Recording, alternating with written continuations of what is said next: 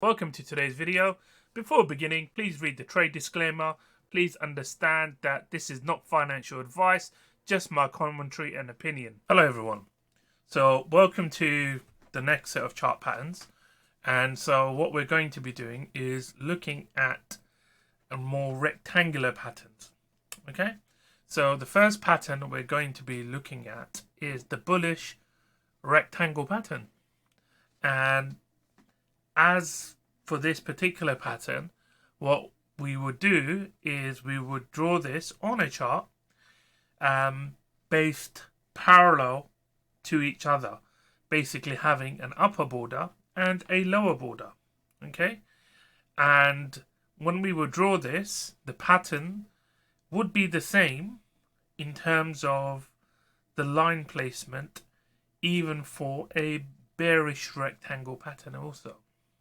However, the major difference is what we see is we see price move up, hit the top of the channel or the top of the rectangle, and then test the lower part of the rectangle, and then you have a retest of the upper rectangle, in effect creating a same sort of high as the previous high.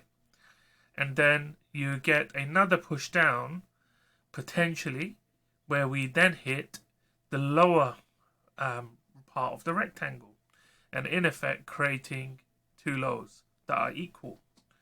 And then because of this, we get points 1 at the top, 2 at the bottom, 3 at the top, 4 at the bottom. And what we would normally do is take a entry on the breakout at 0.5. Okay, and what you would do here in this trade setup is you would want to take a long position, okay, and you would want to take this at the position of the breakout at 0.5. Okay, now before we mark the take profit area and the stop loss, what we want to then do is decide, are we going to take the long position on the first breakout or a potential retest? Or are we going to take the trade once we break out, retest, and we get a confirmed move up, and then we take it potentially halfway down the retest point? So in this case, we broke up, retested the top of the rectangle as support, and as we start to break out, what we do, we want to enter a trade roughly here. So these are the different sort of scenarios we want to look at. So first, let's work out the take profit. And the take profit area is based on the one from the high to the lowest of the rectangle. And we take this and we mark this to the breakout zone, okay, which is roughly where this arrow goes up to. Okay, so in this case, what we will do is we know that if we were to, for example, take it on the initial breakout, okay, which would be something like this, and our take profit would be here, we then need to decide where our stop loss needs to be. Now, what you also need to understand is the last low in this point is very low. So if we were to choose this, the trade in this case has a risk or reward ratio of just 1-to-1, which is not too great. Because if that's what you target consistently, you won't make a consistent sort of profit, especially if the win rate is too low. Because the chances of you making money and then giving that back is roughly the same in the sense of the loss. So in this sort of case, you could potentially put a stop in the middle of the rectangle, okay, and that gives you a roughly a trade of 2-to-1 risk to reward, which is a lot better. The other point can be, we can split this rectangle up into 25% sections. So effectively, this would be, the 3/4 of a way up. So roughly here could be a take profit, and that could potentially result in, say, around 4 to 1. Okay, if we take it on that breakout.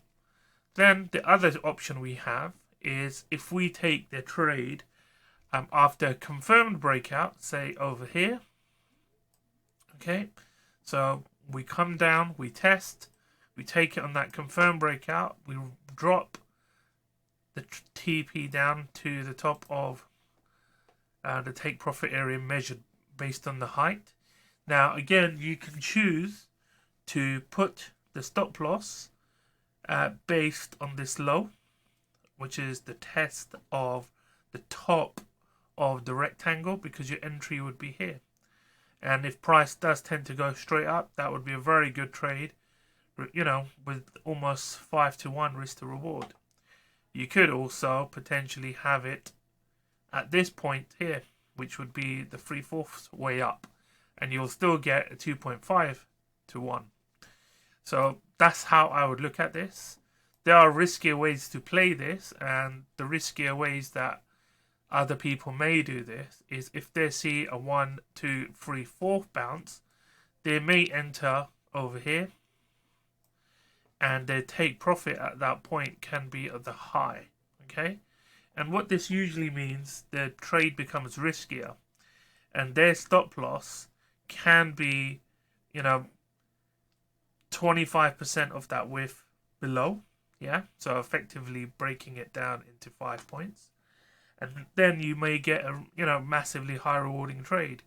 But understand that if this fails and price, you know, comes out, and you know, sometimes you get these sort of swing failure areas and then moves back up, a good trade could be stopped out and then play out.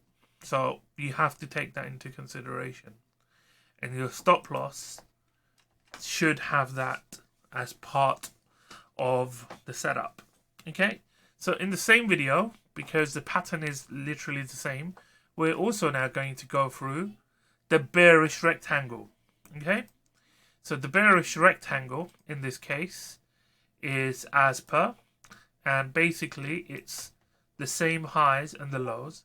However, the major difference what we have here is price has come down from the top, tapped the bottom to create a 0.1, then a high, a 0.2, and you could say it's the same low as the previous low to create a 0.3, and the same high as 0.2 to create 0.4. And then our entry would be similar to the bullish rectangle, however it's on the opposite side. So in this case, it would be based on the potential breakout on this side. Okay, so what we then look at is the same sort of setup as before, where we need to decide where our stop's going to be. So if the high, and we split this up into 25 pieces, chunks or splits, we could say this could be the potential area for our stop loss. We measure again from 0.1 to 0.2, or the high of the rectangle. Okay, and we take this to the breakout point, and our take profit, it's based on that level. Okay, so now if I look at this, we have a nice take profit area, and in this case what happened, we got the breakout, price retested, which was originally support, is now as resistance, and we drop down to that potential target, and in this case we get a nice 4.3 to 1. The other scenario we have is similar as before. We take the entry over here, which is roughly half that point, so we'll move that up here, and then what we will do is our stop loss can be here, and what naturally happens, price comes down, does its test, bounces, we fill our order, and we go to hit target, and in this case our target will be roughly here. Okay, resulting in this case, you know, 6.2 to 1, which is a good ratio. The other way one could trade this also is you could have your stop loss at the 1/3 level, and in this case you will reduce the risk to reward. So your reward is still decent to 2.6 to 1. However, what you'll get is, if for some reason price came back in and then broke and then dropped down again, that area here could be just enough to not get you stopped out. And then obviously you have, again, the slightly more poor risk to reward trade, where one could, but it's not something I would want to take, is a trade from, that would be my stop loss, to there, and it's just 1-to-1. Another high risk way of taking this trade can be on the breakout or the rejection of the high, where one could take a trade on the rejection, and our target can be down to this point, and our stop loss can be up roughly 1/3 above. And then what you'll get is, in this case, a nice risk to reward of 1 to 8.71, which is nice, but understand this can be risky. So if you were to do something like this, you need to have other things in mind, such as maybe have a take profit at this point here, or as price reaches maybe the center of the bearish rectangle, move your stop loss to break even, for example. So that is it for the bullish and bearish rectangle, and we'll go into the next video where we'll look at the other rectangle patterns. Okay, thank you.